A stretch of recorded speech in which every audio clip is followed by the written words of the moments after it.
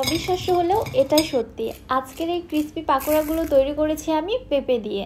বিশ্বাস করুন, এই পাকোড়াটা যদি বানিয়ে আপনি কারো সামনে দেন, সে আসলে খুঁজেই বের করতে পারবে না এটা কি দিয়ে তৈরি করা হয়েছে। আসসালামু আলাইকুম everyone, welcome back to my channel. এই পাকোড়াটি বানিয়ে আমি নিজেই অবাক হয়েছি। পেঁপের পাকোড়া যে এত ক্রিস্পি আর এত মজা হয়, আসলে না বানা পর্যন্ত কেউই বিশ্বাস করতে চাইবে না। সো কি করতে হবে?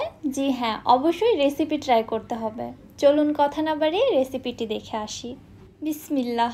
পাকোড়া তৈরি করার জন্য এখানে আমি মিডিয়াম সাইজের একটি পেঁপে নিয়েছি। এবার একটি পিলারের সাহায্যে পেঁপের উপরের খোসাটাকে ছাড়িয়ে নিচ্ছি।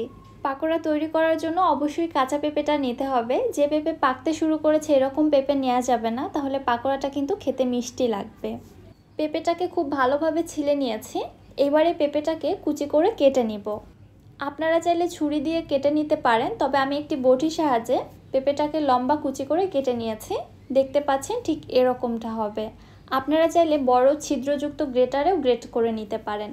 আচ্ছা, পেঁপেটাকে কেটে নেওয়ার পরে পানি দিয়ে ধুয়ে খুব ভালোভাবে পরিষ্কার করে নিয়েছি এবং পানিটা কিন্তু পুরোপুরিভাবে ঝরিয়ে নিয়েছি। মোটামুটি বলা যেতে পারে পেঁপেগুলো একদম শুকনো থাকবে, এক ফোঁটাও পানি রাখা যাবে না। পেঁপেটা ধুয়ে নেওয়ার পরে একটি স্ট্রেনারে কিছুক্ষণ রেখে দিবেন, তাহলে পুরো পানিটা ঝরে যাবে।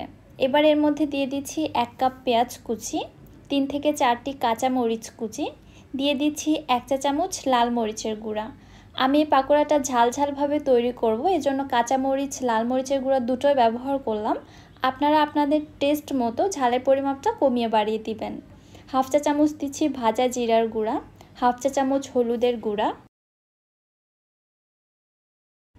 1 চা চামচ চাট মশলা, 1/2 চামচ আদা গুঁড়া এবং 1/2 চামচ রসুন গুঁড়া। আদা রসুনের গুঁড়া আপনাদের হাতের কাছে না থাকলে আদা রসুন বাটাও এখানে ব্যবহার করতে পারবেন।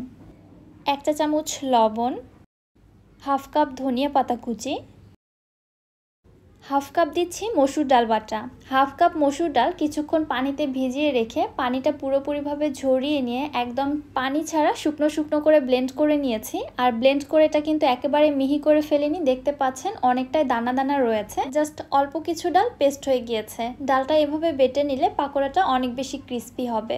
ডালের আস্ত দানাগুলো যখন দাঁতের নিচে পড়বে তখন পাকোড়াটা খেতে বেশি মজা লাগবে। সবশেষে দিয়ে দিচ্ছি 1/2 কাপ কর্নফ্লাওয়ার। কর্নফ্লাওয়ারটা পাকোড়াটাকে অনেক বেশি ক্রিস্পি করবে, সেই সাথে কর্নফ্লাওয়ার এবং ডাল বাটা পাকোড়ার বাইন্ডিং হিসেবে কাজ করবে। এবারে হাত দিয়ে আমি সব কিছু খুব ভালোভাবে মিশিয়ে নিচ্ছি। এখানে এক্সট্রা করে আর কোনো কিছু অ্যাড করার প্রয়োজন নেই, তবে আপনারা চাইলে এটার মধ্যে একটা ডিম ব্যবহার করতে পারেন, তবে আমি ডিমটা স্কিপ করছি। ডিম ব্যবহার করলে পাকোড়ার এই মিশ্রণটা অনেক বেশি নরম হবে, সেই ক্ষেত্রে পাকোড়াটা তৈরি করতে একটু প্রবলেম হবে, যার কারণে আমি এখানে ডিমটা ব্যবহার করছি না। তবে ডিম ব্যবহার করলে টেস্ট হয়তো আরও একটু ভালো আসতে পারে, তবে যে টেস্ট হয়েছে আলহামদুলিল্লাহ, এর থেকে আর বেশি কিছুর প্রয়োজন নেই। সব কিছু ভালোভাবে মিশিয়ে নিয়েছি। পাকোড়া তৈরি করার জন্য মিশ্রণটা একদম রেডি। এবার এখান থেকে কিছুটা করে মিশ্রণ নিয়ে হাতের মধ্যে চেপে চেপে ফার্স্টে একটু গোল করে নিচ্ছি, এতে করে শেপটা দিতে সুবিধা হবে। এরপরে হাত দিয়ে এভাবে চেপে একটু চ্যাপটা করে তৈরি করে নিচ্ছি। তবে আপনারা চাইলে পাকোড়াগুলো গোল করেও তৈরি করে নিতে পারেন। এদিকে চুলায় একটি প্যানের মধ্যে পর্যাপ্ত পরিমাণে তেল গরম করতে দিয়েছি। তেলটা গরম হওয়ার আগেই আমি পাকোড়াগুলো তেলের মধ্যে ছেড়ে দিচ্ছি, এতে করে পাকোড়ার শেপটা ধরে রাখতে সুবিধা হবে। অতিরিক্ত গরম তেলের মধ্যে পাকোড়া ছেড়ে দিলে এগুলো একদম ছড়িয়ে ছিটিয়ে যেতে পারে। পেঁপের এই পাকোড়াগুলোকে ক্রিস্পি করতে চাইলে চুলার হিট মিডিয়ামে রেখে অবশ্যই সময় নিয়ে পাকোড়াগুলোকে একদম লাল লাল করে ভেজে নিতে হবে, এছাড়া কিন্তু পাকোড়া ক্রিস্পি হবে না। আমার একটি করে পাকোড়ার ব্যাচ ভেজে নিতে প্রায় 10 থেকে 12 মিনিটের মতো সময় লেগেছে। আমার এই পাকোড়াগুলো ভাজা হয়ে গিয়েছে, আমি তেল ঝরিয়ে উঠিয়ে নিচ্ছি। মাশাআল্লাহ, আওয়াজটা শুনে নিশ্চয়ই বুঝে গেছেন এগুলো কত বেশি ক্রিস্পি।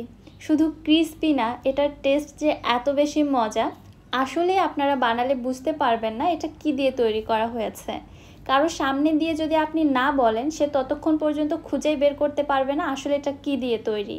একদমই ভিন্ন একটা টেস্ট, খুবই মজার। অবশ্যই আপনারা বাসায় ট্রাই করবেন, না বানালে অবশ্যই মিস করবেন।